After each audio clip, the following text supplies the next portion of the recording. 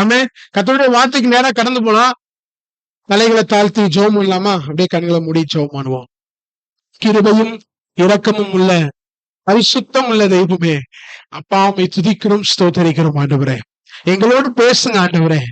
ஜீவனுள்ள வார்த்தையை கொண்டு எங்களோடு பேசுங்க. நீதியாளின் உள்ளத்தை திறந்தவர் எங்களுடைய இருதயத்துல கர்த்தர் வார்த்தைகளை தரும்படி இயேசுவின் மூலம் துதிக்கிறோம் நல்ல தகப்பனே. ஆமென். எபேசியர் 4ஆம் அதிகாரம் முதல் வசனத்தை மாத்திரம். முதல் வசனத்துல பின்பகுதி எபேசியர் 4:1. ஆதலால் கர்த்தர் நிமித்தம் கட்டுண்டானவனாகிய நான் உங்களுக்கு சொல்லுகிற புத்தி என்னவெனில், நீங்கள் அழைக்கப்பட்ட அழைப்புக்கு பாத்திரவான்களாய் நடந்து. நீங்கள் அழைக்கப்பட்ட அழைப்புக்கு எப்படி நடக்கணுமா? பாத்திரவான்களாய். செய்தியோட தலைப்பே தான், அழைக்கப்பட்ட அழைப்புக்கு பாத்திரமான நடந்து. அழைத்தவர் யாருங்க? அழைச்சவர் யார்? கர்த்தர். கர்த்தர். கர்த்தர் தானா? இல்ல சந்தேகமா இருக்குதா? அழைத்தவர் யார்? Almighty God. ஆபிரகாம் சொல்லுவார், நான் சர்வ வல்லமை உள்ள தேவன், எனக்கு முன்னாடி நீ எப்படி இரு? ஆல்மைட்டி காட், சர்வ வல்லமை உள்ளவர், சகலத்தையும் படைத்தவர், என்னையும் உங்களையும் அழைச்சிருக்கிறார். ஹல்லேலூயா. எப்பேற்பட்ட பாக்கியம் தெரியுமா? என்ன அழைச்சிருக்கிறாருங்க? உங்களை அழைச்சிருக்காருங்க. இங்க வந்திருக்கிற ஒவ்வொருவரை கர்த்தர் அழைத்திருக்கிறார். இப்ப நம்ம வீட்டை தேடி யாரும் வராங்க, பத்திரிக்கை வைக்கிறாங்கன்னு வச்சுக்குவோம். ரொம்ப வேண்டப்பட்டவங்க, சரி ஒரு உறவினர்னு வச்சுக்குவோமே, வேண்டப்பட்டவங்க பத்திரிக்கை வச்சுட்டாங்க. எப்படி போவீங்க கல்யாணத்துக்கு? கல்யாணம் அடுத்த வாரம்னு வச்சுக்குவோம். அடுத்த வாரம் சில பேர் கல்யாணத்துக்கு எல்லாம் போறீங்க. எப்படி போடுவீங்க? எப்படி போவீங்க? ஆயத்தமாயி நல்ல புது ட்ரெஸ் எல்லாம் எடுத்து போவீங்களா மாட்டீங்களா? புது ட்ரெஸ் எல்லாம் எடுத்துட்டு நல்ல பிளான் பண்ணி போவீங்க. இதே தெரிஞ்சவங்க வந்து வைக்கிறாங்க, தெரிஞ்சவங்க வந்து பத்திரிக்கை வைக்கிறாங்க. கல்யாணத்துக்கு போவோம், 12 மணிக்கு போவோம், போக மாட்டோம். 2 பேத்துக்குமே கல்யாணத்துக்கு போவோம். ஆனா வித்தியாசத்தை காட்டுவோம் தெரியுமா? ரொம்ப வேண்டப்பட்டவங்களுக்கு நம்ம போறது வேற மாதிரி இருக்கும், தெரிஞ்சவங்களுக்கு போறது வேற மாதிரி இருக்கும். இங்க என்ன அழைச்சவரு வானத்தையும் பூமி உண்டாக்கிற கர்த்தர் என்ன அழைச்சிருக்கிறாருன்னா, நான் எப்படி நடக்கணும்னு இன்னைக்கு நம்ம சிந்திக்க போறோம். நம்ம எப்படி நடக்கணும், நம்ம எப்படி நடக்கணும், எப்படி நடந்துட்டு இருக்கோம். இப்படி நடந்தா செல்லாது. அப்படி எப்படி நடக்கணும் எடுத்து வாசிக்க போறோம். அதற்கு முன்னாடி எதற்காக அழைச்சிருக்கிறார் ஆண்டவர்? எல்லாம் சொல்லுங்க பார்க்கலாம். எதற்காக தெய்வம் என்ன அழைச்சிருக்கிறாரு? அவரை போல வாழ. Okay, super. யாரோ சொல்றீங்க, நிறைய பேர் சொல்றீங்க. பரிசுத்தத்திற்காக அழைச்சிருக்கிறாரு. வேற எடுத்து வாசிச்சிடலாமா? இப்படியே கேட்டோம்னா டைம் ஆகி போயிடும். 1 கொரிந்தியர்ல எடுத்துக்கோங்க. கொரிந்து சபையில முதல் அதிகாரத்துல 1-9 வசனத்துல 2 விதமான அழைப்பை குறிச்சு போட்டிருக்கு. சரிங்களா? அதுல 1ஆம் அதிகாரத்துல 2வது வசனத்தையும் 9வது வசனத்தையும், முதல்ல 2வது வசனத்தை வாசிங்க. 1வது 2வது வசனத்தை வாசிங்க. கொரிந்துவிலே கிறிஸ்து இயேசுவுக்குள் பரிசுத்தமாக்கப்பட்டவர்களாயும் பரிசுத்தவான்களாகும்படி அழைக்கப்பட்டவர்களுமாய் இருக்கிற தேவனுடைய சபைக்கும் எங்களுக்கும் தங்களுக்கும் ஆண்டவராய் இருக்கிற நம்முடைய கர்த்தராகிய இயேசு கிறிஸ்துவின் நாமத்தை எங்கும் தொழுது கொள்ளுகிற அனைவருக்கும் எழுதுகிறார். ஆமென். இதுல இந்த வசனத்தை சொல்றதுக்கு முன்னாடி ஒரு வார்த்தை என்னோட மனசுல வருது, நான் சொல்லிடுறேன். எபேசியர் 4ஆம் அதிகாரம் முதல் வசனத்துல ஒரு வார்த்தைய, அந்த வார்த்தையை மட்டும் திருப்பி வாசிங்களேக்கா. அந்த வசனத்தை திருப்பி வாசிங்களேன். எபேசியர் 4:1. ஆதலால் கர்த்தர் நிமித்தம் கட்டுண்டவனாகிய நான் உங்களுக்கு சொல்லுகிற என்னவெனில், நீங்கள் அழைக்கப்பட்ட அழைப்புக்கு பாத்திரவான்களாய் நடந்து. தமிழ்ல புத்தின்னு போட்டிருக்கு. தமிழ்ல என்ன போட்டிருக்கு? புத்தின்னு போட்டிருக்கா. ஆனா ஆங்கிலத்துல போட்டிருக்கும் போது பிசிச்சியூன்னு போட்டிருக்கு. கேஜேவில எடுத்து ஒரு வேலை இருந்துச்சுன்னா நம்ம பார்க்கலாம். பிசிச்சியூன்னு போட்டிருக்கு. அதுக்கு மூல மொழியில ஒரு அர்த்தம் சொல்றாங்க. என்ன தெரியுமா அர்த்தம்? ஆவியானவரு உங்களை கெஞ்சி கேட்கிறாராம், அழைக்கப்பட்ட அழைப்புக்கு பாத்திரமா நடந்து. கெஞ்சி கேட்கிறாருங்க. யார பார்த்து? பிரபு உன்னை கெஞ்சி கேட்கிறேன்டா, அழைக்கப்பட்ட அழைப்புக்கு பாத்திரமா நடந்து. வேத வாக்கியங்கள் எல்லாம் தேவ ஆவியினால் எழுதப்பட்டது. ஆவியானவர் கெஞ்சினாருங்க, அழைக்கப்பட்ட அழைப்புக்கு பாத்திரமா நடந்து. நாம தான் பாத்திரமே நம்ம நடக்குது. அந்த முதல் அதிகார கொரிந்தியர்ல ஒன்னாம் அதிகாரத்துல 2வது வசனத்தை வாசிக்கும் போது பரிசுத்தமாக்கப்பட்டவர்களாயும் பரிசுத்தவான்களாகும்படி அழைக்கப்பட்ட நம்மளாம் யாரா? அதுல எதுவும் சந்தேகம் இருக்குதா? பரிசுத்தமாக்கப்பட்டவர்கள்.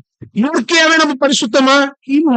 என் தாய் என்னை பாவத்துல கர்ப்பம் கழித்தால் அப்ப பிறக்கும் போதே நம்ம பாவி, அதான் நம்முடைய இயற்கை. ஆனா வேதம் சொல்லுது, என்னைக்கு நம்ம ஆண்டவராகி இயேசுவை விசுவாசித்து ஏற்றுக்கொண்டோமோ அவருடைய ரத்தத்தினால என்னை கழுவி கர்த்தர் என்ன பரிசுத்தமா மாற்றிருக்கிறாங்க. இப்ப பரிசுத்தமாக்கப்பட்டவன் எப்படி வாழ்வான் தெரியுமா? பரிசுத்த வானாக வாழ்வானா. அது என்ன பரிசுத்தவானா? அதுக்கு தமிழ்ல ஒரு அர்த்தம் என்னன்னா புனிதன். போட்டிருக்கு ஆங்கிலத்துல. புனிதன்னா என்ன அர்த்தம்? இந்த வார்த்தையெல்லாம் கேள்விப்பட்டிருக்கீங்களா? புனிதன், புனிதர் கேள்விப்பட்டிருக்கீங்களா? ஆர்சியில் அப்படி சொல்லுவாங்க. இந்த வார்த்தையெல்லாம் கேள்விப்பட்டிருக்கீங்களா? சில பேர் செய்தி எடுக்கும்போது சொல்லுவாங்க, இன்னைக்கு ஒரு பரிசுத்தவானை குறிச்சு பார்க்க போறோம். யார் அப்படின்னா ஆபிரகாம். இன்னைக்கு ஒரு பரிசுத்தவானை குறிச்சு பார்க்க போறோம். யார் தெரியுமா? யோபு. ஓகேங்க, ஆண்டவர் என்ன தெரியுமா சொல்லுவாரு? ஆபிரகாம் பரிசுத்தவான் ஓகே, யோபு பரிசுத்தவான் ஓகே, தாவீது பரிசுத்தவான் ஓகே, நீதி வேண்டா பரிசுத்தவான். ஆபிரகாமை பத்தி பேசிட்டு இருக்கிறோமே, என்ன பத்தி எப்ப பேச போறது? அதான் உண்மை.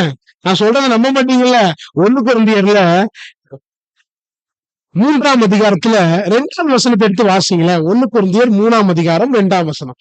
சாரி, இந்த வசனம் இல்ல, 2 கொரிந்தியர் நினைக்கிறேன். 2 கொரிந்தியர் 3ஆம் அதிகாரம் 2ஆம் வசனம்.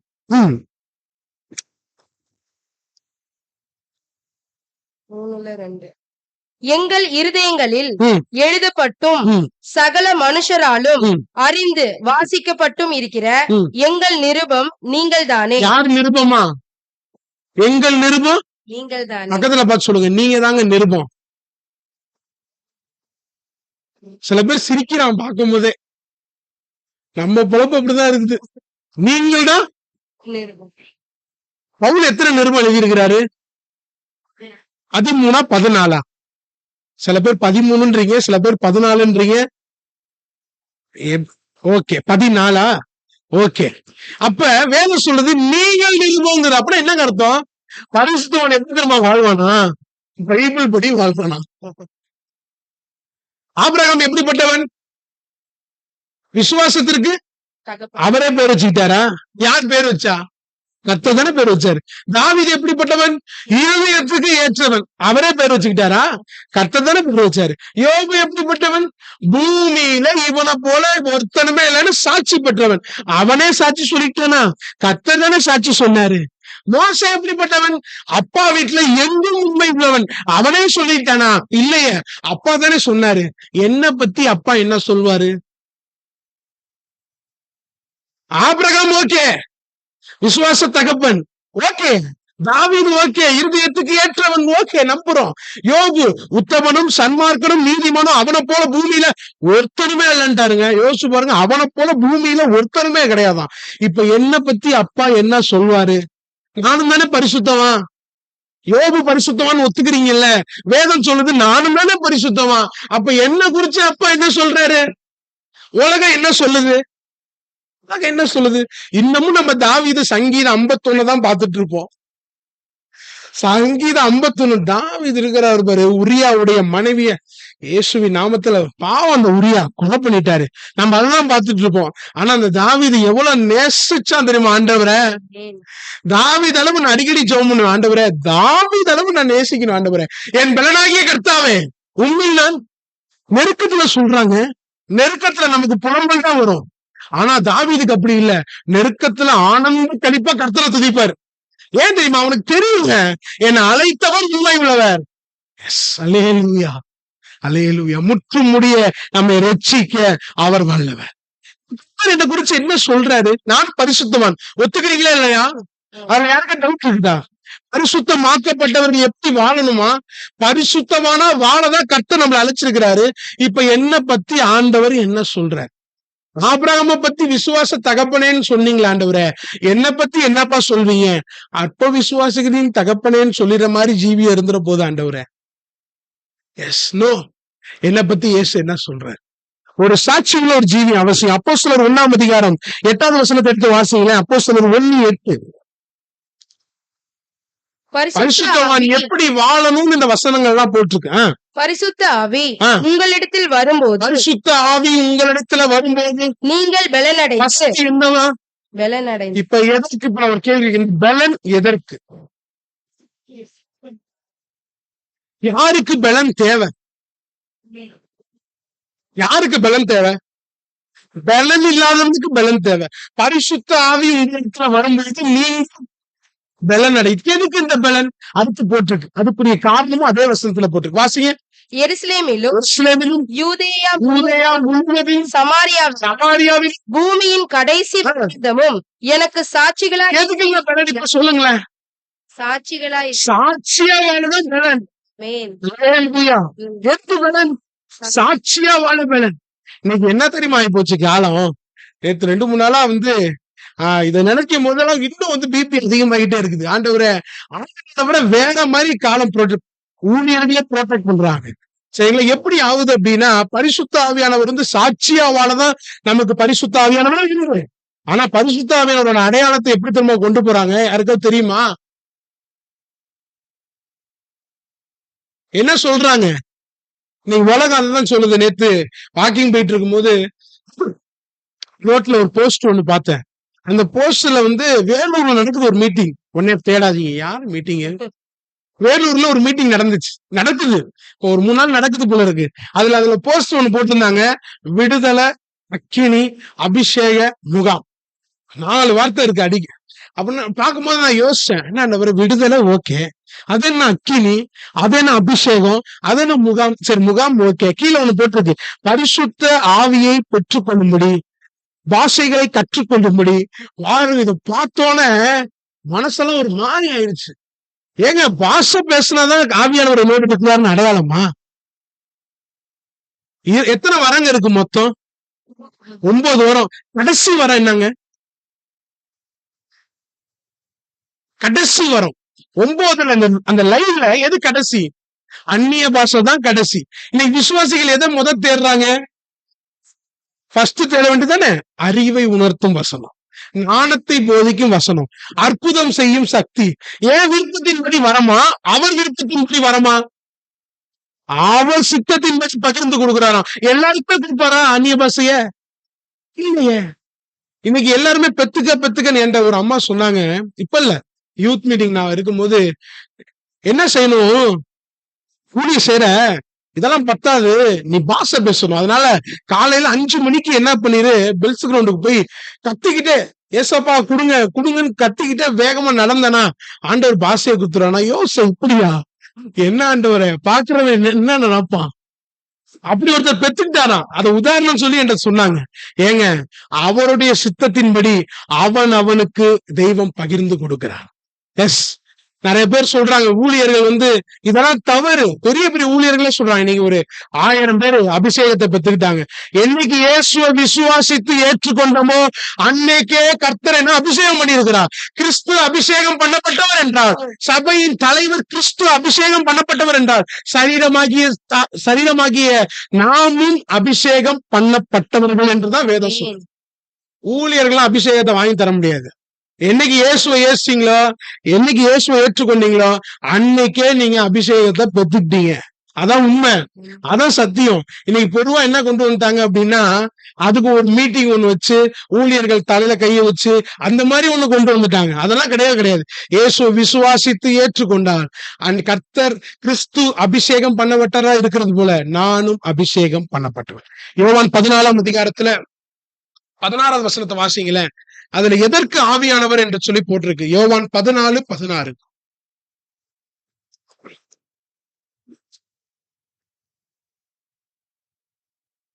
என் நாமத்தினாலே நீங்கள் எதை கேட்டாலும் அதை நான் செய்வேன். 14:16. 14:16. நான் பிதாவை வேண்டிக் கொள்ளுவேன், அப்பொழுது என்றென்றைக்கும் உங்களுடனே கூட இருக்கும்படிக்கு சத்திய ஆவியாகிய வேறொரு தேற்றரவாளனை அவர் உங்களுக்கு தந்தருளும். அவர் யாராங்க? கம்ஃபர்டருங்க.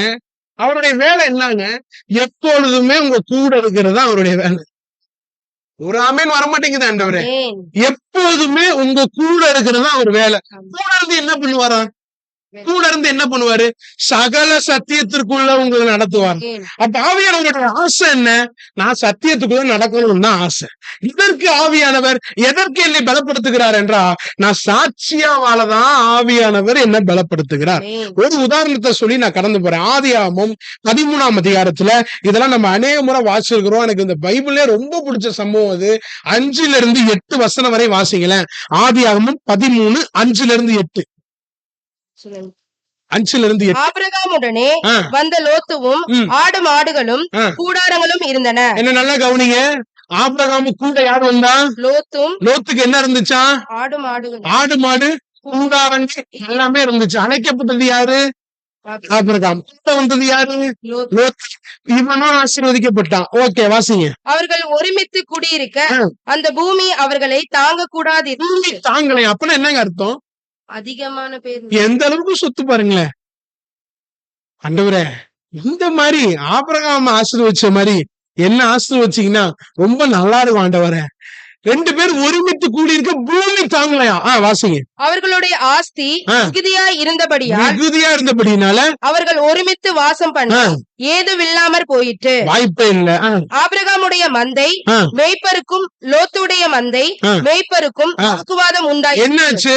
ஆபிரகாமோட மந்தை மேய்ப்பருக்கும் லோத்தோட மந்தை மேய்ப்பருக்கும் வாக்குவாதம் வந்துச்சு. 2 பேருக்கு சண்டை வந்துச்சு. இங்க என்ன மேட்டர் தான் ரொம்ப முக்கியம். வாசிங்க. அக்காலத்திலே கானானியரும் பெர்சியரும் தேசத்தில் குடியிருந்தார்கள். ஆபிரகாம் லோத்தை நோக்கி, எனக்கும் உனக்கும் என் மேய்ப்பருக்கும் உன் மேய்ப்பருக்கும் வாக்குவாதம் வேண்டாம், நாம் சகோதரர். ஏங்க இதுல மூத்தவன் யாருங்க? ஆபிரகாம் தானே. இளையவன் யாருங்க? லோத்து. டேய், ஓ மேய்ப்பர்களுக்கும் என் மேய்ப்பர்களுக்கும் செட் ஆகல. என் கண்ணு முன்னாடி நீங்க கூட ஓடிடுன்னு யார் சொல்லலாம்?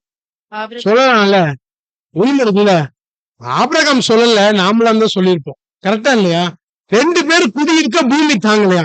2 பேருடைய மந்தை மேய்ப்பருக்கு ஃபைட்டான். இங்க போட்டுக்கு வேளாங்கத்துல கானானியரும் பெரிசியரும் அந்த தேசத்துல குடியிருந்தாங்க. அது எதுக்கு தெரியுமா போட்டுக்கு?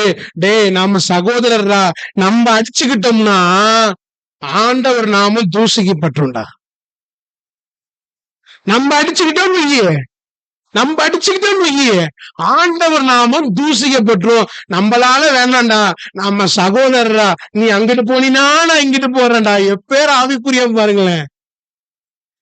ஆபிரகாம் இப்படி பேசணும்னு தேவையில்லைங்க. ஆபிரகாம் ஆசீர்வதித்த ஆண்டவர் ஆபிரகாமோட கூட இருந்தனால இவனை ஆசீர்வதிச்சாரு. ஆனா இவன் என்னன்னா, நான் அங்க போடுறேன் அப்படின்றான். யோசிச்சு பாருங்களேன். சாட்சி அவசியம். கானானியரும் பெரிசியரும் தேசத்துல இருக்கிறாங்க. நாம அடிச்சுக்கிட்டோம்னா தகப்பனுடைய பேரு ஸ்பாயில் ஆயிருமே. இன்னைக்கு நாம எப்படி இருக்கிறோம்? கொஞ்சம் கற்பனை பண்ணி பாருங்க. எத்தனை குடும்பங்கள்ல சண்டை, கணவன் மனைவிக்குள்ள சண்டை, எத்தனை குடும்பங்கள்ல சண்டை, பிள்ளைகளுக்கும் பெற்றோருக்கும் சண்டை.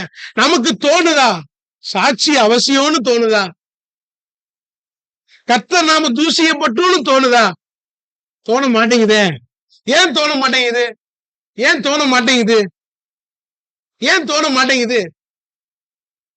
சொல்லுங்களேன். ஏன் தோண மாட்டேங்குது? அப்பாவுக்காக வாழணும்னு ஒரு ஆசை நமக்குள்ள வரமாட்டேங்குது. ஏன் வரமாட்டேங்குது? எனக்காக ஜீவன் தந்த ஆண்டவருக்காக வாழணும்னு ஒரு விருப்பம் எனக்குள்ள வரமாட்டேங்குது. ஏன் வரமாட்டேங்குது? எனக்காக சிலுவையில நிர்வாணமா தொங்கினவருக்காக நான் வாழணும்னு ஒரு எண்ணம் வரமாட்டேங்குது. ஏன் வரமாட்டேங்குது? சாட்சியா வாழ முயற்சி பண்ணணும்னு ஏன் தோண மாட்டேங்குது? சுயநீர். நீ என்ன பேசுறது, நானும் பேசுறேன். எஸ், நீ குடும்பத்துல பிரச்சனைக்கு காரணம் யாரு? நாம கேட்டா என்ன தெரியுமா சொல்லுவோம்? கணவனை கேட்டா மனைவின்னு சொல்லுவாங்க, மனைவியை கேட்டா கணவன் சொல்லுவாங்க. நான் தான் காரணம்னு யாரோ சொல்லியிருப்பாங்களா? நான் தான் காரணம் அப்படி யாரோ சொல்லுவாங்களா? சொல்றது இல்லையே. நீ தான் காரணம். தப்பு தான் செஞ்சிருப்பாப்ல, நீ செஞ்சதுனாலதான் நான் இதை செஞ்சுட்டேம்பாங்க. காரணம் சொல்றதுனால தப்பு சரியாகுமா? சரியாகாது. தப்பு தானே. அப்பாவுக்காக சாட்சியா வாங்கணும்னு ஒரு எண்ணம் நமக்குள்ள இருக்குதா? இதுவரைக்கும் இல்ல ஆண்டவரே, ஆனா இனிமே ஆகுது. ஆண்டவரே, காலம் கடந்து போச்சு ஆண்டவரே, இனிமே ஆகுது. ஆண்டவருக்காக ஒரு வாழ்க்கை வாழணுமே. வந்து சபைக்கு வந்து உட்கார்ந்துட்டு கொஞ்ச நேரம் ஆண்டவரை ஆராதிச்சுட்டு போறது ஒரு கிறிஸ்துவ வாழ்க்கையா? இல்லையே. கிறிஸ்துவோடு வாழ்ற வாழ்க்கை, கிறிஸ்துவுக்காக சாட்சியா நிக்கிற வாழ்க்கை, அதானே கிறிஸ்துவ வாழ்க்கை. என்னுடைய சிந்தை, என்னுடைய பார்வை, என்னுடைய பேச்சு, என்னுடைய நடத்தை எப்படி இருக்குது? எப்படி இருக்குது? இப்படி இருக்குது. 1 பேதுரு 1ஆம் அதிகாரம் 15-16 எடுத்து வாசிங்களேன். 1 பேதுரு 1ஆம் அதிகாரம் 15-16.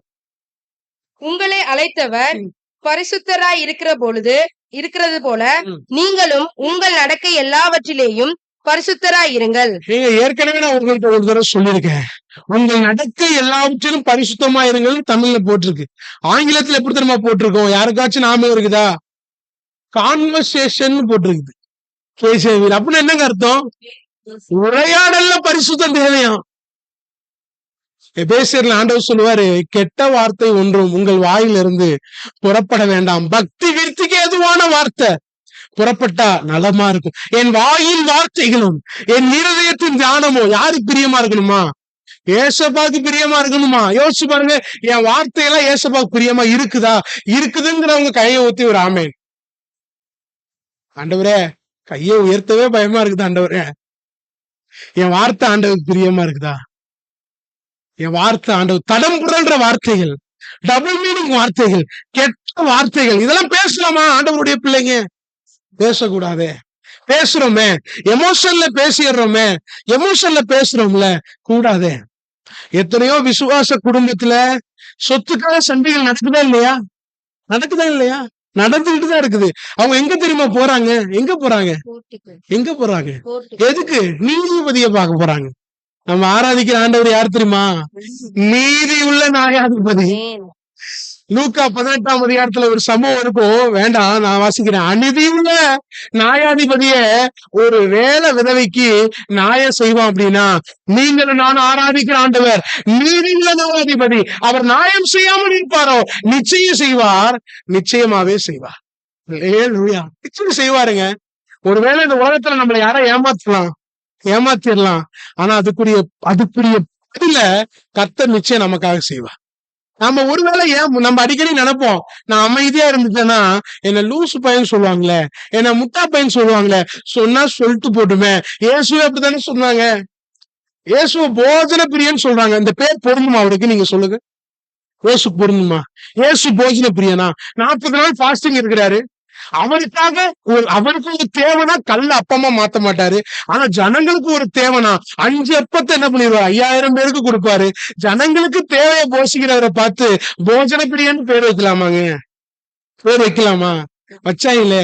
பேல்சபு தலைவனேன்னு சொல்றாங்களே. பேல்சபுன்னு என்ன அர்த்தமா? பிசாசுகளின் தலைவனா? நான் யோசிச்சு பாக்குறேன், ஆண்டவரே எப்படி ஆண்டவரே நீங்க இருந்தீங்க? உங்களை பார்த்து பிசாசுகளின் தலைவனே அப்படின்னு சொன்னாங்களே. நம்மளை பார்த்து அப்படி சொன்னா எப்படி இருக்கும்? ஆமாண்டா, நான் பிசாசு தான். நீயும் பிசாசு தானே? நம்ம எல்லாருமே பிசாசு தானே? சில பேர் நம்மளை பார்த்து சொல்றாங்கல்ல, அதெல்லாம் வேதனையா இருக்குல்ல. இந்த வார்த்தையெல்லாம் கேக்குறீங்க தானே? நீ எல்லாம் எதுக்கு சபைக்கு போற? இந்த வார்த்தைய சொல்லிட்டாலே எப்படி இருக்குது? சரி, இந்த வாரத்துல இருந்து நான் என்ன பண்ண மாட்டேன்? சபைக்கு போக மாட்டேன். அப்படித்தானே தீர்மானம் எடுக்கிறப்ப ஒழிய, இனிமே நீ சொல்ற மாதிரி என் ஜீவி இருக்கக்கூடாது யாராச்சும் சரித்திரத்துல இருக்குதா? இனிமே நான் என்ன பண்ண மாட்டேன்? சபைக்கு வர மாட்டேன். நீ அப்படி சொல்றது? நான் பைபிள் நான் தூக்கிட்டு போறேன், நீ அப்படி சொல்ற? நீ சொல்லுங்க, ஆண்டவரே இப்படி பேசுறாங்களா ஆண்டவரே, நான் உண்மையா இருக்கணுமே ஆண்டவரே அப்படின்னு நினைக்கணுங்க. நேத்து மதியானம் காலேஜ்ல இருக்கும்போது நிறைய ஃப்ரீ டைம் இருந்தனால ஜெபம் பண்ணிட்டு இருந்தேன். ஜெபம் பண்ணும்போது ஒரு வார்த்தை மனசுல ஆண்டவர் போட்டார். இந்த வார்த்தையை கேட்ட உடனே கண்ட்ரோல் பண்ணவே முடியல, அழுகையை கண்ட்ரோல் பண்ணவே முடியல. அப்ப நான் வாலிபர்களுக்கு சொல்லணும்னு நினைச்சேன், இருந்தாலும் இப்ப ஞாபகத்துக்கு வர்றதுனால சொல்றேன். என்ன வார்த்தைனா, அறுவடை மிகுதி வேலையாட்களும் குறையும். அறுவடை மிகுதியா அப்பா சொல்றாரு, வேலையாட்களும் குறையும். அப்பாவோட புலம்பலுங்க அது, அப்பாவோட ஆதங்கங்க அது. அறுவடை மிகுதிடா, வேலையாட்களும் குறைவுடா. எனக்காக வச்சிருக்கிறேன், ஆனா அந்த பெண்ணுமே வேலை செய்ய மாட்டீங்களா? யோசிச்சு பாருங்க. கர்த்தருக்காக ஒரு சாட்சியான ஒரு ஜீவியம். சாத்தான்ட்ட போய் நின்னு, டே என் தாசனாகி யோபுவ கவனிச்சு பாத்தியா? அவன் எப்படி தெரியுமா இருக்கிறான்? உத்தமனும். அப்ப சொல்லும் போது ஆண்டவருடைய மனநிலை எப்படி இருக்கும்? எப்படி இருந்திருக்குங்க? இன்னைக்கு என்ன பத்தி சொல்ல முடியுமா? நீ என் தாசனாகிய பிரபுவை கவனிச்சியா? டே கவனிச்சிடாதடா, ரொம்ப பலவீனமான பாத்திரம்டா, நீ தொட்டினா சீறிடுவான் அவன். அப்படின்னானே ஆண்டவரே இருக்கு. உங்களை சந்தோஷப்படுத்துறேன்னா ஆண்டவரே, உங்களை மகிழ்விக்கிறேன்னா ஆண்டவரே, இல்லையா ஆண்டவரே? இது வரைக்குமே செய்யலையே ஆண்டவரே. நான் ரட்சிக்கப்பட்டு 10 வருஷம் ஆயிடுச்சு. நான் நினைச்சு பார்த்தேன், ஆண்டவரே உங்களை சந்தோஷப்படுத்தி இருக்கிறேனா? நான் 10 வருஷமா ஆயிடுச்சு ஆண்டவரே உங்களை பத்தி தெரிஞ்சு. நான் சந்தோஷப்படுத்தி இருக்கிறேன் ஆண்டவரே, சந்தோஷப்படுத்தி இருக்கிறேனா? இல்லையே. பயமா இருக்குது ஆண்டவரே. மீதி வாழ்ற வாழ்க்கையெல்லாம் பயமா இருக்குது ஆண்டவரே. என்னால முடியலையே ஆண்டவரே, உதவி செய்யுங்களாம்பா. எதற்கு தெரியுமா பலன்? சாட்சியா வாழ பலன். காட்சியா வாழ்றதுக்குதான். காட்சியா வாழவே கூடாதுங்க, சாட்சியா வாழணும். எல்லா பகுதியிலும் சாட்சி தேவை. என் சிந்தை, என் பார்வை, என் பேச்சு, என்னுடைய நடத்தை எல்லாமே சாட்சியா இருக்கணும். நம்முடைய நடக்கைகள் சாட்சியா இருக்கணும். நம்ம பழகுற நண்பர்களுமே சாட்சி உள்ளவர்களா இருக்கணும். உண்மை, அது ரொம்ப முக்கியம். தவறான நண்பர்களோடு பழகணும் அப்படின்னா அவங்களுடைய புத்தி நமக்குள்ள வந்துடும். நான் அடிக்கடி வாலிபர்கள்ட்ட சொல்லுவேன், நல்ல நண்பர்களோடு பழகுங்க. இல்லைன்னா நண்பர்களே வேணாம். எனக்குலாம் யாருமே நண்பர்களே கிடையாது. யாருமே கிடையாது. ஒரு நண்பர்களுமே கிடையாது. இயேசு மட்டும்தான் நண்பன், வேற யாருமே கிடையாது. அப்புறம் உண்மையா சொன்னா நம்ம வாலிபர்கள் தான் நண்பர்கள், வேற யாருமே கிடையாது. நண்பர்கள்லாம் எதுக்கு? வேண்டாம். இயேசு மட்டும் உங்களுக்கு நல்ல நண்பனா இருக்கட்டும். ஆமா, இந்த வசனத்தை வாசிங்களேன். 1 தெசலோனிக்கேயர் 4ஆம் அதிகாரம் 3:7 எடுத்து வாசிங்க வேகமா. 1 தெசலோனிக்கேயர் 4ஆம் அதிகாரம் 3:7. நீங்கள் பரிசுத்தம் உள்ளவர்களாக வேண்டும் என்பதே தேவனுடைய சித்தமாய் இருக்கிறது. அந்தபடி நீங்கள் வேசி மார்க்கத்துக்கு விலகி இருந்து தேவனை அறியாத அந்நிய போல மோக இச்சைக்குட்படாமல் 3:7 மட்டும் வாசிச்சா போதும். 7ஆவது வசனத்தை வாசிங்களேக்கா. தேவன் நம்மை அசுத்தத்திற்கு அல்ல பரிசுத்தத்திற்கே அழைத்திருக்கிறார். எதுக்காக இன்வைட் பண்ணிருக்கிறாரா? அசுத்தத்திற்கு கிடையாது. அசுத்தத்துக்கு கிடையாது. எதுக்காக? பரிசுத்தத்திற்கு. 3ஆவது வசனத்துல போட்டிருக்கு, அதுதான்டா தேவ சித்தம்னு போட்டிருக்கு. நாம பரிசுத்தம் உள்ளவர்களாக வாழ வேண்டும் என்பதே தேவனுடைய சித்தமா இருக்குது. இந்த சரீரம் எப்படிப்பட்ட சரீரம் தெரியுமா? வேதம் சொல்லுது, இது தேவனுடைய ஆலயமா. இந்த தேவனுடைய ஆலயத்தை ஒருத்தன் கெடுத்தா அவன் என்ன செய்வாராம்? ஏங்க, நீங்க ஒரு காரியத்தை இப்ப சொல்லணும்னு தோணுது, அதனால சொல்றேன். ஒருவேளை பயங்கர பலவீனமா இருக்கு. சில பேர் நேத்து நைட்டு ஒரு வாலிபனை பார்த்து பேசிட்டு இருந்த போது சொன்னா, கிளைமேட் நல்லா இருக்குது, அதிகாலை நாளைக்கு கர்த்தர் தனக்கு பிரியமானவனுக்கு நித்திரை கொடுத்துருவாரே காலையில அப்படின்னு சொன்னான். அப்படின்னு சொல்லும் போது நான் சிரிச்சுட்டு விட்டேன். அதெல்லாம் சிரிச்சுட்டு விட்டு இப்ப நான் யோசிக்கிறேன், ஆக்சுவலா என்ன ஒரு பலவீனத்தோட இருந்தாலும் சரி, காய்ச்சலா இருக்கலாம், வயிறு வலியா இருக்கலாம், சரிங்களா, எப்பேற்பட்ட சுகவீனமா இருக்கலாம், ஆண்டவருடைய சமூகத்துக்கு வந்துட்டீங்கன்னா ஒரு பெரிய எனர்ஜி உங்களுக்கு உண்டுங்க. அதை அனுபவிச்சிருக்கீங்களா? நான்லாம் ரெகுலராவே அனுபவிச்சுட்டே இருக்கிறேன். பயங்கரமா இன்னைக்கெல்லாம் 4:30 மணிக்கு மேல தூக்கமே வரல, ஒரே தலை சுத்தலா இருக்குது. ஆண்டவரே, ஏன் ஆண்டவரே, இன்னைக்கு காலைல எந்திரிச்சோன்னே பயந்துட்டேன். ஆண்டவரே, ஊழியமே இப்பதான் ஆரம்பிச்சிருக்கிறேன், அதுக்குள்ள தலை சுத்துது. இன்னும் புள்ள ஸ்கூலுக்கே போகல, அதுக்குள்ள தலை சுத்துது. இன்னும் ஒழுங்குபட்ட காரியம் எசைக்கியாவ போல. ஆண்டவரே, இவ்வளவு இருக்குது ஆண்டவரே. அப்படிங்கும் போது அவர் சமூகத்துல வந்து நிக்கும் போது ஒரு எனர்ஜியை சுத்துறாருங்க. இங்கேயே இருக்கலாம்னு தோணுது. அதை அனுபவிங்க. வீட்டுல போறதைய போத்திடாதீங்க. ஜுரம் வந்துச்சுன்னு போதைய போத்துறாதீங்க. நீங்க எப்பேற்பட்ட டாக்டருக்கு போனாலும் கிளியர் ஆகாது. பேராசிட்டமல் போட்டாலும் கிளியர் ஆகாது. டோலோ 650 போட்டாலும் கிளியர் ஆகாது. கர்த்தர் சமூகத்துக்கு வந்துட்டீங்கன்னா கிளியர் ஆயிரும். நான் அடிச்சு சொல்றேன், வந்து நீங்க பாருங்க. வரலன்னா சுகமாவலன்னா ஏன்னு கேளுங்க. உண்மையா ஆராதிச்சு பாருங்களேன், எல்லாமே போயிருங்க. இங்க ஒரு ஆண்டவர் சொல்றாரு, எது தெரியுமா தேவ சித்தம்? நான் பரிசுத்தமா வாழ்றது தேவ சித்தமா. பரிசுத்தத்துக்கு அளவு இருக்குதா? அளவே கிடையாது. வெளிப்படுத்தல் 22:11 வசனத்தை இந்த பகுதியை வாசிங்கள. வெளிப்படுத்தல் 22:11.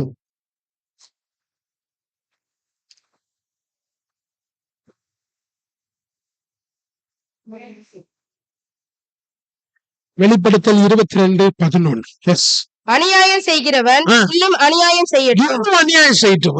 அசுத்தமாய் இருக்கிறவன் ஆ. இன்னும் அசுத்தமாய் இருக்கட்டும், ம். நீதியுள்ளவன் இன்னும் நீதி செய்யட்டும், இன்னும் நீதி செய்யட்டும், பரிசுத்தம் உள்ளவன் இன்னும் பரிசுத்தமாகட்டும். இன்னும் பரிசுத்தமாகட்டும். கர்த்தர் வரப்போகிறார். ஆமென். அநீதி உள்ளவன் இன்னும் இருக்கட்டும், நீதி உள்ளவன் இன்னும் இருக்கட்டும், பரிசுத்தம் உள்ளவன் இன்னும் பரிசுத்தம் ஆகட்டும். கர்த்தர் வர வரைக்கும், நாம் மரிக்கிற வரைக்கும் பரிசுத்தம் ஆகிக்கொண்டே இருக்கணுங்க. எஸ், அல்லேலூயா. பரிசுத்தம் ஆகிக்கொண்டே இருக்கணும். சரீரத்தை கெடுக்கவே கூடாது. தேவையில்லாத பழக்கங்கள்ல சிக்கிக்கொள்ளவே கூடாது. சமீபத்துல ஒரு பள்ளி மாணவன், சரிங்களா, ஒரு பள்ளி மாணவன், அவன் வந்து அவனுடைய ஸ்கூல்ல கிளாஸ்ல வந்து சப்ஜெக்ட் நடத்தி இருக்கிறாங்க. ஸ்டாஃப் வந்து நடத்தும் போது அவன் வாய் கொஞ்சம் வீங்கி இருக்கிறத பார்த்திருக்காங்க. வாய் வீங்கி இருக்கிறத பார்த்திருக்காங்க. என்னடா வீங்கி இருக்கு அப்படின்னு சொல்லி அவனை கூப்பிட்டு பார்க்கும்போது, இங்க ஒரு 4 ஆன்ஸ், இங்க ஒரு 4 ஆன்ஸ். ஸ்கூலுக்குள்ள கிளாஸுக்குள்ள வாத்தியார் நடத்தும் போது யோசிச்சு பாருங்களேன். எந்த மாதிரி நிலை தெரியுமா போயிட்டு இருக்கு சமுதாயம்? சீரழிஞ்சு போயிட்டு இருக்குது. தவறான பழக்கங்கள் வந்து கொண்டே இருக்குது. நியூஸ் பேப்பரை பார்க்கவே பயமா இருக்குது. எத்தனையோ பேர் இன்ஸ்டாகிராம், இந்த பேஸ்புக், இந்த வாட்ஸ்அப்ல எல்லாம் பிள்ளைங்க சிக்கிக்குது. போன் எல்லாம் வந்து வளர்ற பிள்ளைகளுக்கு கொடுத்து கெடுக்க கூடாதுன்னு ஒரு பயம் நமக்குள்ள வருது. சின்ன பிள்ளைக்கெல்லாம் 8வது படிக்கிற பிள்ளை, 7வது படிக்கிற பிள்ளைக்கெல்லாம் இன்ஸ்டாகிராம்ல அக்கௌண்ட் இருக்குது. இந்த சமீபத்துல ஒரு வாலிபன் சொன்னா, 8வது படிக்கிற பொண்ணுதான், நம்ம மத்தியில ஒரு வாலிபன் தான், 8வது படிக்கிற ஒரு பிள்ளை, சரிங்களா, வந்து அது வந்து எனக்கு மெசேஜ் அனுப்புதுனே அப்படின்றான். 8வது படிக்கிற பிள்ளை எனக்கு வந்து மெசேஜ் அனுப்புதுனே அப்படின்னா, இவன் வந்து காலேஜ் படிச்சுட்டு இருக்கான், மெசேஜ் அனுப்புதான், நம்ம பழகலாமா அப்படின்னு. யோசிச்சு பாருங்களேங்க. சமுதாயம் சீரழியுதுங்க. நாம பிள்ளைகளுக்காக திறப்புல நின்னுதான் ஆகணும். கர்த்தர் மாத்திரம் பாதுகாத்தாகணும். எஸ், சமுதாயம் சீரழியுது, இருந்தாலும் அப்பா உள்ளங்கையில பொறித்து வைத்திருக்கிறார். நம்முடைய பிள்ளைகள் எல்லாம் அப்பா உள்ளங்கையில பொறித்து வைத்திருக்கிறார். நிச்சயம் நடத்துவார், நிச்சயமாகவே தெய்வம் நடத்துவார். இன்னொரு பகுதிக்குள்ள கடந்து போலாமா? 1 கொரிந்தியர் 1ஆம் அதிகாரம் 9வது வசனத்தை எடுத்து வாசிங்க. 9வது வசனம் வேகமா எடுத்து வாசிங்க. குமாரனும் நம்முடைய கர்த்தருமாய் இருக்கிற இயேசு கிறிஸ்துவனுடைய ஐக்கியமாய் இருப்பதற்கு உங்களை அழைத்த தேவன் உண்மையுள்ளவர். எதுக்காக அழைச்சாராம்?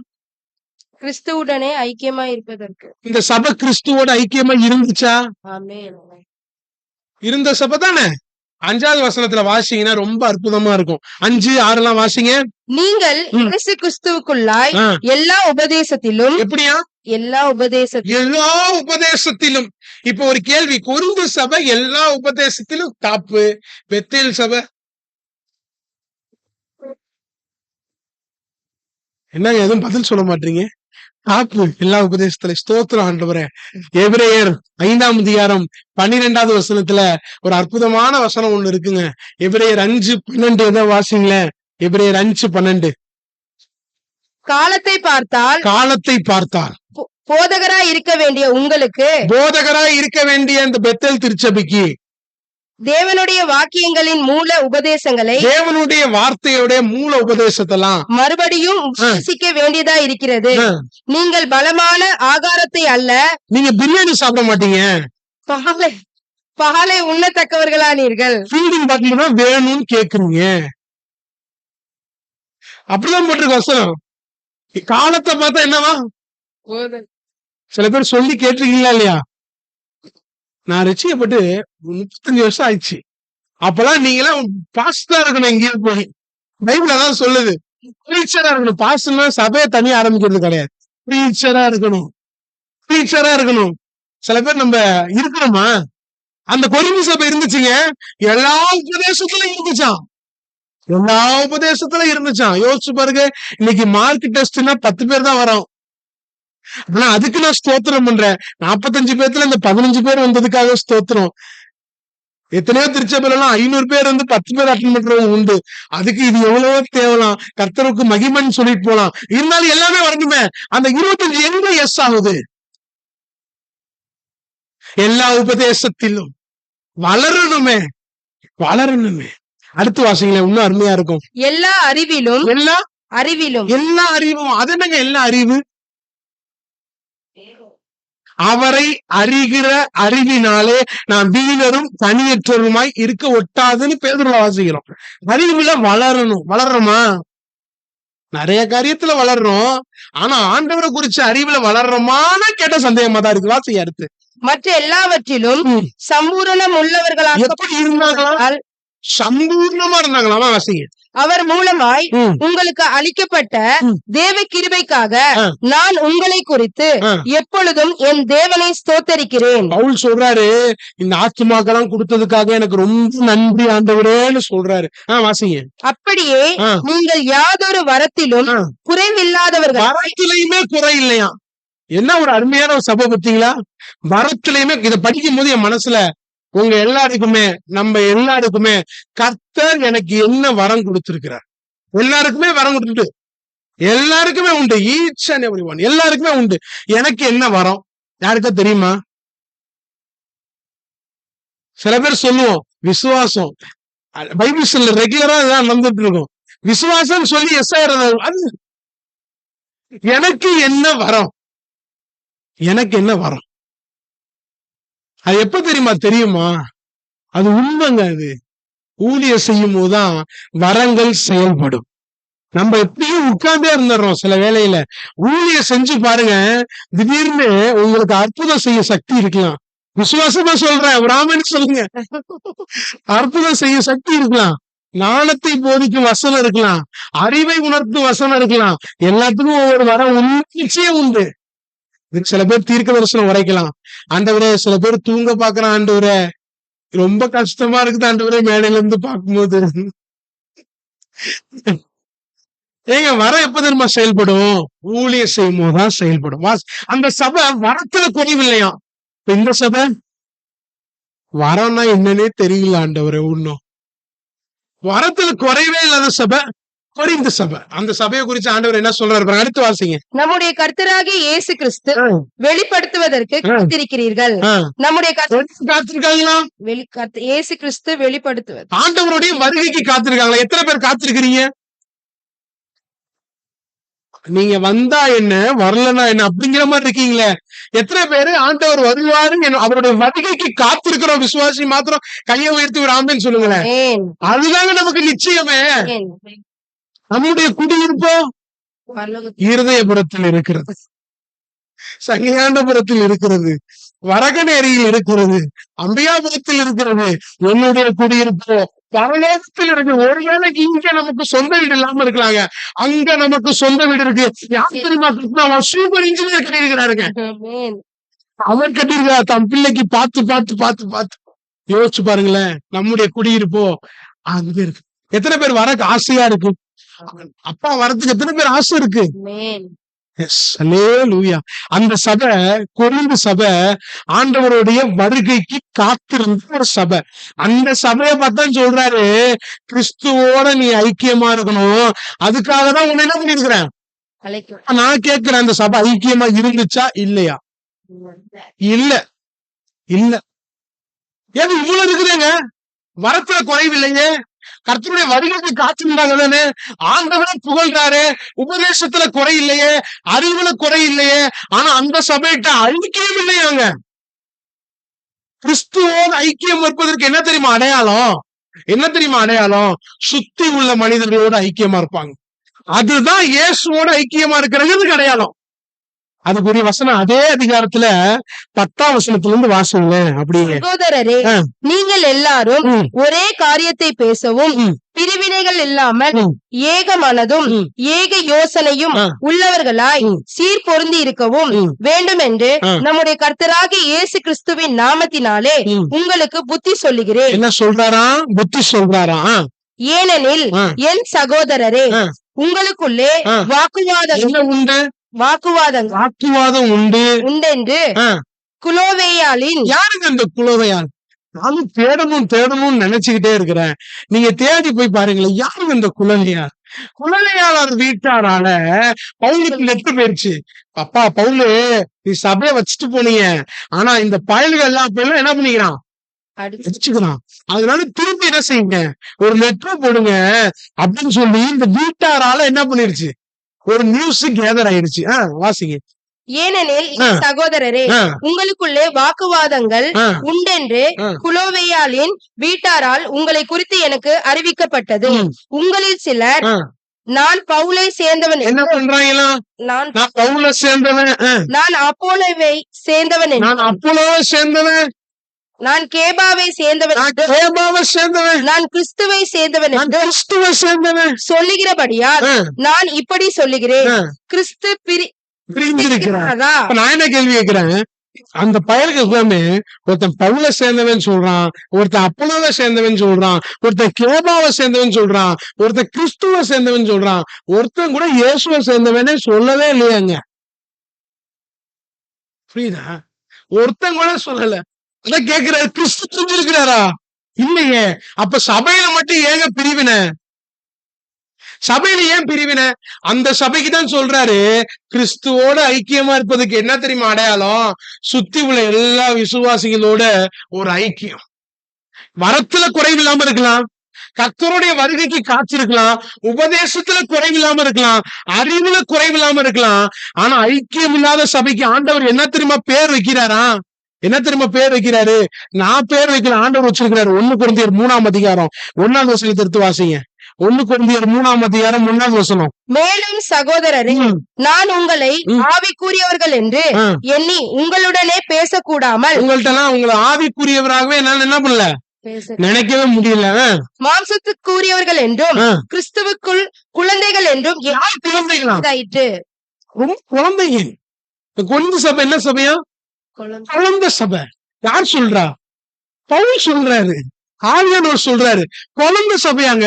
எனக்கு ரொம்ப ஆச்சரியம். ஏங்க, உபதேசத்துல குறைவில்ல, அறிவுல குறைவில்ல, வரத்துல குறைவில்ல, ஐக்கியத்துல தாங்க குறைவு. ஆனா அந்த சபைக்கு ஒரு பேரு குழந்தை சபை. அப்ப இந்த பெத்தேல் சபை, ஆண்டவரே இன்னும் நாங்க பூமிக்கே வரலாம் ஆண்டவரே, குழந்தைங்க லிஸ்ட்ல எங்களை எடுக்க முடியாது ஆண்டவரே. குழந்தை சபையாக இந்த கொரிந்து சபை. அடுத்த வசனத்துல பாருங்களேன், 2வது வசனம், நீங்கள் பலன் இல்லாதவர்களானதா? நீங்க பலனே இல்லாத சபை. அந்த சபை எப்படிப்பட்ட சபை? பலன் இல்லாதவர்கள். பலன் இல்லாத சபை. இந்த பெத்தேல் சபை பலன் உள்ள சபையா? கர்த்தருக்கு மகிமை. அடுத்து, உங்களுக்கு போஜனம் கொடாமல் உங்களுக்கு பிரியாணி கொடுக்காம பாலை குடிக்க கொடுத்தேன். உங்களுக்கு என்ன பாலை பாலுதான்? அங்கேயும் பாலுதான், இங்கேயும் பாலுதான். பவுல் எல்லா இடத்துலயும் சொல்லிட்டு இருக்கிறாரு, நீ சாப்பிடவே லாய்க்கு இல்லடா, உனக்கு கடைசி வரைக்கும் ஃபீடிங் பாட்டில் தான். ஆண்டவரே இன்னைக்கு ஒரு தீர்மானம் எடுங்களேன், ஆண்டவரே நான் ஃபுட்டு சாப்பிடணும் ஆண்டவரே, சாவர வரைக்கும் ஃபீடிங் பாட்டில குடிச்சிட்டே போயிடக்கூடாது ஆண்டவரே. நான் சொல்றது விளங்குதா?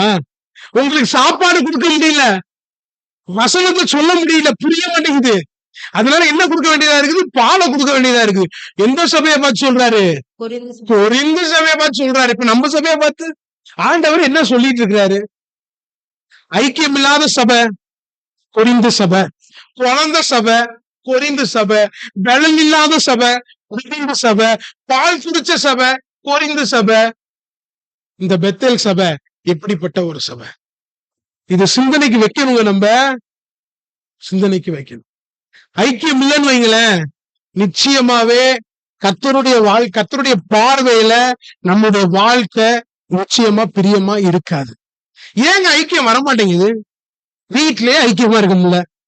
4 பேர் தான் இருக்கிறோம். நான் அடிக்கடி யோசிப்பேன், அடிக்கடி நினைச்சிட்டே இருப்பேன், 3 பேர் தானே இருக்கிறோம் ஆண்டவரே, 2 பேர் தானே இருக்கிறோம் ஆண்டவரே, 4 பேர் தானே இருக்கிறோம். கட்டினவங்களோடையும் பெற்றோர்களோடையுமே ஐக்கியமா இருக்க முடியலையே, எப்படி ஆண்டவரே சபையில ஐக்கியமா இருக்க சொல்றீங்க? ஒவ்வொருத்தரும் ஒவ்வொன்னும் நினைப்பானே ஆண்டவரே, பாடி தாங்க மாட்டேங்குது ஆண்டவரே, எப்படிங்க இருக்க முடியும்? ஆண்டவர் என்ன ஈஸியா சொல்லிட்டு இருக்கிறாரு, எல்லாரோட ஐக்கியமா இருக்குன்றாரு. ஒரு ஆள் என்ன நினைக்கும்? என்ன விசாரிக்கிறையே அப்படின்னு நினைக்குமா? ஒரு ஆள் அப்படி நினைக்கும். இன்னொரு ஆள் என்ன மதிக்கணும்னு நினைக்கும். இப்ப இந்த ஆளை விசாரிக்காம விட்டுட்டோம் பிரச்சனை, இந்த ஆளை மதிக்காம விட்டுட்டோம் பிரச்சனை. அப்ப விசாரிக்கணும், மதிக்கணும், எல்லாமே செய்யணும், ஐக்கியமா இருக்கணும். உண்மையா, மாய்மாலம் கூடாது, மாய்மாலம் கூடாதான், உண்மையா இருக்கணுமா? முடியுமா? அமெரிக்கால ஒரு சபை பாஸ்ட் நிறைய சொன்னாரு. ஆனா இது என் மனசு விட்டு போகவே மாட்டேங்குது. உங்களுக்கும் இது தெரியும்னு நினைக்கிறேன். உங்களுக்கும் மனதுல இருக்கும். அப்ப வந்து ஒரு காரியத்தை வந்து அவர் சொல்லும் போது, அமெரிக்கால ஒரு சபை, எந்த சபை? எஸ், கரெக்டா சொல்லிட்டீங்க பாருங்க. போன வாரம் என்ன செய்தி? அமெரிக்கால ஒரு சபை. அந்த சபையில வந்து பெரிய சபை. பெயிண்ட் அடிக்கணும்னு திங்க் பண்ணாங்க. பெயிண்ட் அடிக்கணும் அப்படின்னு சொல்லி நினைச்சாங்களாம். பெயிண்ட் அடிக்கணும்னு நினைக்கும் போது நிர்வாக குழு எல்லாம் அமர்ந்து என்ன கலர் பெயிண்ட் அடிக்கலாம்னு ஒரு ஆள் என்ன சொல்லிச்சான், ப்ளூ கலர். ப்ளூ கலருக்கு விருப்பப்படுற ஆளுங்க நிறைய பேர் உண்டு. ஒரு ஆளு ப்ளூ கலர், ஒரு ஆளு பிங்க் கலர், ஒரு ஆளு பச்சை கலர். இந்த மாதிரி 3 தரப்பான ஒரு கலர் வந்துருச்சு. ஒரு ஆளு ப்ளூங்குது, ஒரு ஆளு பிங்க்குங்குது, ஒரு ஆளு பச்சைங்குது. இப்ப 3 தரப்பான ஆளு பாஸ் நடுவில் இருந்து மாட்டிக்கிட்டாரு. ப்ளூன்னு சொன்னா இவன் 2 பேர் அடிப்பான், பச்சைன்னு சொன்னா இவன் 2 பேர் அடிப்பான். இந்த மாதிரி ஒரு சிச்சுவேஷன் இருந்தா என்னங்க செய்வீங்க? நானா என்ன தெரியுமா செய்வேன்? 3ஐயுமே கலந்துடுறான். ப்ளூவை ஊத்து, பச்சையை ஊத்து, பிங்கை ஊத்து, ஏதோ ஒண்ணு ஊத்தி அடிச்சு விடு. என்ன செய்வோம்? இந்த சபை கடைசியில என்ன தெரியுமாச்சு? ப்ளூ பிங்க் கேட்டவரு அவரு ஒரு 50 பேரை கூட்டிட்டு போயிட்டாரு. பிங்க் பிங்க் கேட்டவரு அவரு ஒரு 100 பேரை கூட்டிட்டு போயிட்டாரு. இந்த மாதிரி பிரிச்சு பிரிச்சு பிரிச்சு பிரிச்சு போயிட்டாரு. சொன்னாருங்க, இது சொன்னாரு. சிந்திக்கணும். ஒரு சின்ன பெயிண்ட் விஷயத்துல ஐக்கியம் இல்லையே. ஒரு சின்ன பெயிண்ட் விஷயத்துல எதை அடிச்சா என்ன? 24 மணி நேரமா இங்க இருக்க போறோம், 24 மணி நேரமா இங்க இருக்க போறோம் இல்லையே. வாரம் முழுக்க ஒரு ஒரு அட்லீஸ்ட் சண்டே மட்டும் தானே வரப்போறோம். எந்த பெயிண்ட் அடிச்சா என்னங்க, ஏதோ ஒரு பெயிண்ட்டுங்க அப்படின்னு விட்டுட்டு போலையே. யாரும் அடிச்சுக்கிட்டாங்களே, பிரிஞ்சுட்டாங்களே. இதெல்லாம் கர்த்தருக்கு எப்படி இருந்திருக்கும்? தேவனை எப்படி வாழ அழைச்சா நீ என்ன பண்ணிட்டு இருக்கிற? அப்படிதான் இருக்கு. இன்னைக்கு நம்முடைய சபை எப்படிப்பட்ட ஒரு சபை? இது சிந்தனைக்கு வைக்கணுங்க. ஐக்கியமா இருக்கிறோமா? பக்கத்துல இருக்கிறவங்க கையை பிடிச்சு சொல்லுங்க, நமக்குள்ள ஒரு நல்ல ஐக்கியம் இருக்குதான்னு கேளுங்களேன். ஆண்டவரே, சில பேர் கையை பிடிக்க மாட்டாங்க. ஆண்டவரே, எஸ், வீட்டுல போய் கணவன் மனைவி கையை பிடிச்சு சொல்லுங்க, நமக்குள்ள நல்ல ஐக்கியம் இருக்குதா? எஸ், கேட்கணும். பெற்றோங்க பிள்ளைங்க கையை பிடிச்சு சொல்லுங்க, நமக்குள்ள நல்ல ஐக்கியம் இருக்குதா? இயேசு அதுக்காக தான் அழைச்சிருக்கிறாரு. யார் விட்டு கொடுத்து போவா? இப்ப சொல்லுங்க, யாரு விட்டு கொடுத்து போவா? சூப்பருக்கா. யார் விட்டு கொடுத்து? நான் விட்டு கொடுத்து போறேன்ட்டாங்க. அதுதான் வேணும். ஏன் நீ விட்டு கொடுக்க மாட்டியா? நீ விட்டு கொடுக்க மாட்டியா? நான் தான் விட்டு கொடுக்கணுமா? யார் விட்டு கொடுத்து போனா என்ன? ஒரு கேள்வி கேட்கிறேன், நீங்க பதில வந்து வீட்டுல போய் யோசிங்க. கணவன் மனைவிக்கு சண்டை வருது, யாரு முதலாவது மன்னிப்பு கேட்பீங்க? ஐயோ, இந்த பதில் வந்து யாருமே பாதிக்காத ஒரு பதில். யார் மன்னிப்பு கேட்பீங்க? கணவன் மனைவியோட ஒரு சண்டை, சரிங்களா? வீடுன்னா சண்டை இருக்கதானே செய்யும். வீட்டுக்கு வீடு சூப்பர், வீட்டுக்கு வீடு அடிப்படை. அண்ணன் பாக்குறாரு, கரெக்ட், இருக்கட்டும். யாரு மன்னிப்பு கேட்பீங்க ஃபர்ஸ்ட்? சூப்பர்க்கா. அந்த மாதிரிலாம் கேட்டீங்கன்னா நிச்சயம் கர்த்தர் உங்களை ஆசீர்வதிப்பார். இங்க ஆண்கள் பக்கம் ஒருத்தருமே சொல்ல மாட்டாங்களா, ஆண்டவரே நான் தான் முதல்ல கேட்பேன், நான் தான் கேட்பேன். ஃபியூச்சர்லயா முதல்ல உங்க அம்மா அப்பாட்ட போய் மன்னிப்பு கேளு,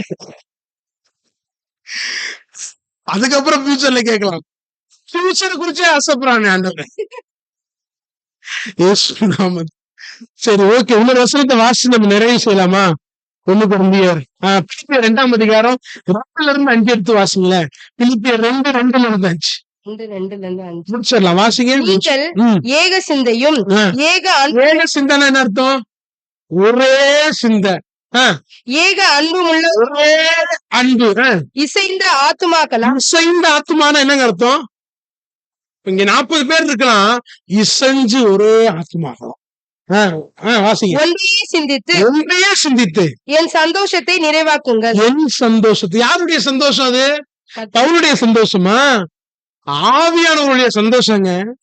நம்மளாம் ஒரு குணமா இருந்தா ஆவியானவர் ஃபர்ஸ்ட் சந்தோஷப்படுற ஆள் யார் தெரியுமா?